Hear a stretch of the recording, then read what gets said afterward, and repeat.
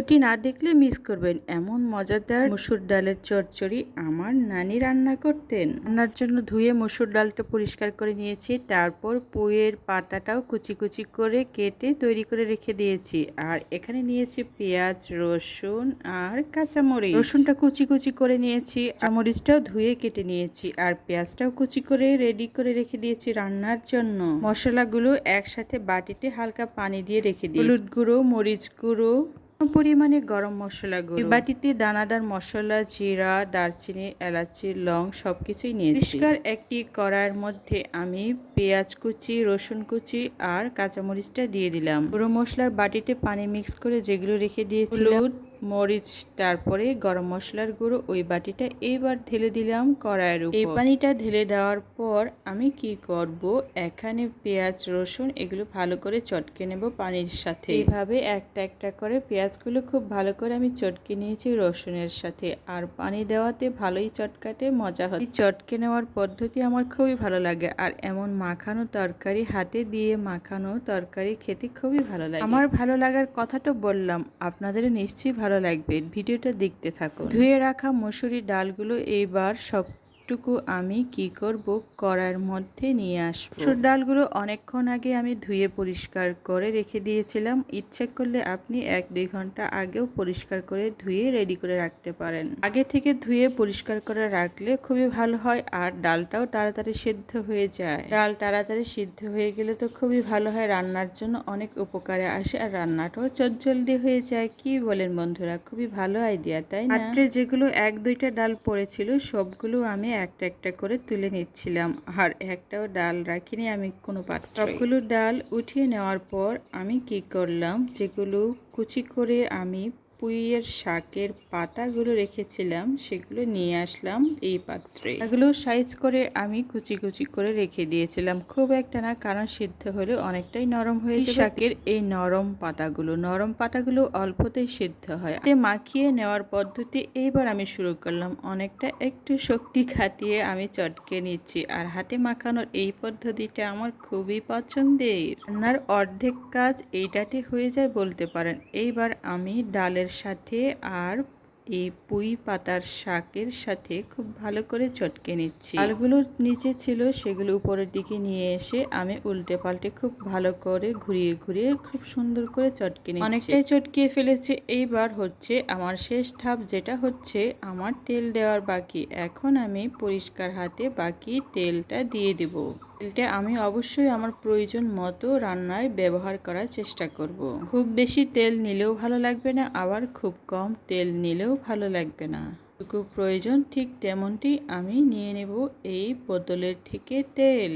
আমার পরিমাপটা বোঝার জন্য হাতে একটু আমি নিয়ে নিলাম কতটুকু আমার দিতে হবে। এইবার আমি 2 বার ঠিক এমনভাবে মাপ মতো নিয়ে নেব। তেলটা নেওয়ার পর আবারও আমি তেলের সংমিশ্রণ করার জন্য সম্পূর্ণ সবজির সাথে আমি ভালো করে ঘুরিয়ে ঘুরিয়ে চটকে নিচ্ছি খুব ভালো করে। এখানে আমার টিপসটা হচ্ছে, আপনি আপনার প্রয়োজন মতো অবশ্যই সমস্ত কিছু মশলা, পেঁয়াজ, রসুন, কাঁচামরিচ প্রয়োজন মতো নিয়ে নেবেন। আমি সব কিছুই দিয়েছি, তবে পেঁয়াজের পরিমাণ আর রসুনের পরিমাণটা একটু বেশি দিয়েছি, আর এইটাতে হচ্ছে টেস্টটা আরও বাড়বে দ্বিগুণভাবে। আপনার উপযোগী কষিয়ে নেওয়ার জন্য আমি 2 বাটি পানিও দিয়ে দিয়েছি। এইবার আমার পানি 3 বাটি হয়ে গেছে। প্রয়োজন মতো পানিটা দিয়ে দেওয়ার পর আর সব কিছু রেডি হওয়ার পর খুবই সুন্দর লাগছে সবুজ।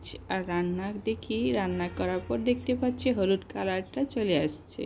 পানিটা হচ্ছে সেই পানি যেটা আমি প্রথমবার দিয়েছিলাম, আর এটা আমি ভালো করে কষিয়ে নেব। ঢাকনা খুলে আমি নেড়েচেড়েও দেখেছি, তারপর আবার উল্টে পাল্টে দিচ্ছি। কি অবস্থা সেটাই দেখছি। এখনো আমার মসুর ডালগুলো অনেকটাই ফুটতে বাকি আছে। চামচ দিয়ে অনেকটা নেড়েচেড়ে দেখার পর আমি আবার ঢাকনাটা দিয়ে দেব, কারণ এইটা ভালো করে ফুটে কষিয়ে কষিয়ে নিতে হবে আমাকে।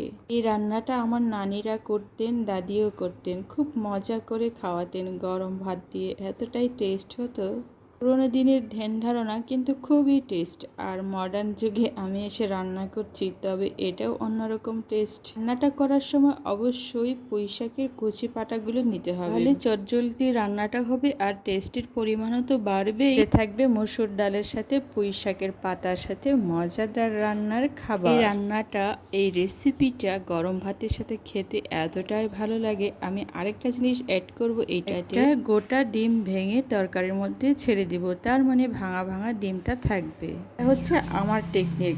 আপনি ইচ্ছে করলে আপনার ইচ্ছে মতো করে আরো বেশি করে গোটা গোটা ডিম রেখে দিতেও পারেন। মজাদার রেসিপিগুলো পেতে হলে অবশ্যই আমার সাথে থাকুন, আর নতুন নতুন ভিডিও অবশ্যই আপনাদের জন্য উপহার দেব। ডিমটা ভেঙে ভালো করে ঘুলটিয়ে নিয়েছিলাম, এরপর আমি ডিমটা দেওয়ার পর ঢাকনাটাও দিয়ে দিয়েছি। ঢাকনাটা দেওয়ার ফলে এখন খুব সুন্দর করে ডিমটাও ফুলে ফুলে ডাল আর পুঁইশাকের পাতার সাথে মিক্স হয়ে যাবে, ঘন হয়ে। এই ডিম দেওয়ার আইডিয়াটা আমি আমার থেকে সৃষ্টি করেছি, আর এটা খেতেও কিন্তু খুব দারুণ হবে আমি মনে করি। এটা খুলে নিয়ে আমি চামচ দিয়ে আবার একটু নাড়িয়ে চাড়িয়ে নিলাম, আর দেখতেও খুব মনে হচ্ছে সুন্দর, অনেক সুন্দর কালার চলে আসছে আমার রান্না। আগেকার দিনে যখন নানি মাদের হাতে রান্না খেয়েছি এতটাই টেস্ট, আর আমি আজকে ডিম দিয়ে দেখলাম অন্যরকম টেস্ট। এতে আমার স্বাদের 3 গুণ বেড়ে গেছে। রান্নাটা আমার প্রায় শেষের দিকে আর কমপ্লিট হয়ে গেছে বললেই হয়। অনেকটাই ধোয়া ওঠা গরম গরম, খুবই সুন্দর।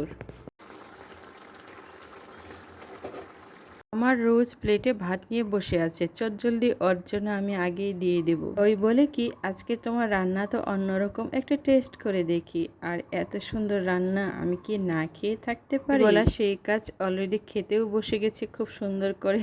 আর আজকে সে রেডি হয়েছিল একটু বাইরে যাবে, তার মানে স্কুলে যাবে। স্কুলে যাওয়ার আগে খেয়েও নিয়েছে। খাওয়ানোর পর এইবার হচ্ছে আমার আসল টেস্ট। ওই তো খুব মজা করে খেয়েছে, বলেছে মা অসাধারণ হয়েছে, দারুণ টেস্ট। আমার রোজ বলে, তুমি যে এত সুন্দর করে মসুর ডাল আর পুঁইশাকের পাতা দিয়ে রান্না করতে পারো, এর আগে তো আমি খুব কমই খেয়েছিলাম, ঠিক মনে পড়ছে না, তবে তুমিও টেস্ট করে দেখো, আমি তো খেয়েছি। খেতে বসে আমার তো খিদে আরো দ্বিগুণ বেড়ে গেছে, কারণ অনেকটাই খুব মজা করে তো রান্না করেছি। আর খেতে গিয়ে দেখি আমার এতটাই টেস্ট।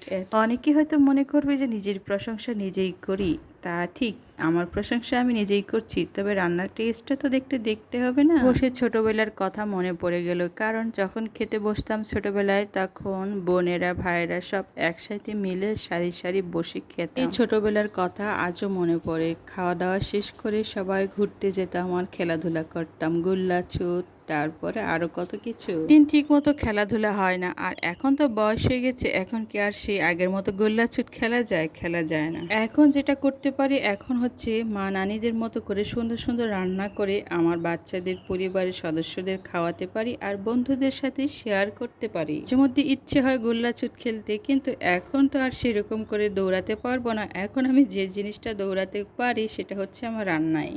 টেস্টিফুল রান্না করে আমি আমার সদস্যদের সাথে অনেক কিছু শেয়ার করতে পারি, আর ওরা মজার প্রশংসা করবে, সেটাই হচ্ছে আমার পরম মজার। রান্না করাটা এখন একটা শখের ব্যাপার হয়ে দাঁড়িয়েছে, আর মজার রান্না করার পর টেস্টিফুল খাবার খাওয়া মানেই টেস্টি একটা সময় কাটানো। টেস্টিফুল রান্না পেতে অবশ্যই আমার চ্যানেলে আসবেন, আর যদি আপনাদের ভালো লাগে ভিডিও লাইক কমেন্ট করবেন, আর জানাবেন কি ধরনের রান্নার ভিডিও দেখতে চান। আজকের রেসিপিটা কেমন হলো সেটিও নিশ্চয়ই জানাতে ভুলবেন না। যারা ভিডিওটি ফুল দেখেছেন তাদের সবাইকে অনেক অনেক ধন্যবাদ।